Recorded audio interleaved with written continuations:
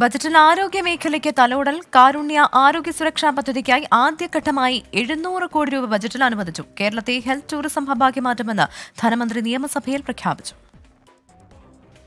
ആരോഗ്യ മേഖലയുടെ നേട്ടങ്ങൾ എണ്ണിപ്പറഞ്ഞുകൊണ്ടായിരുന്നു ധനമന്ത്രിയുടെ പ്രഖ്യാപനങ്ങൾ. ഈ സാമ്പത്തിക വർഷം 10,000 കോടിയിലധികം രൂപ വകയിരുത്തുന്നതായി KN ബാലഗോപാൽ.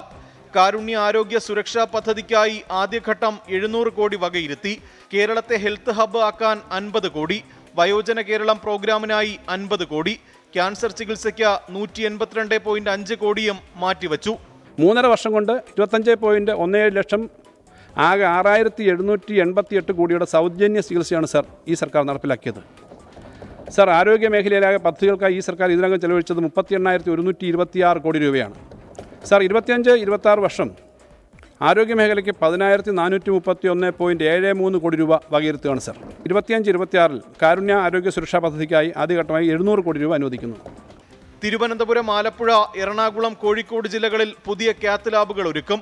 മികച്ച ചികിത്സ ലഭ്യമാക്കാൻ 55 കോടിയും ബജറ്റിൽ വകയിരുത്തി.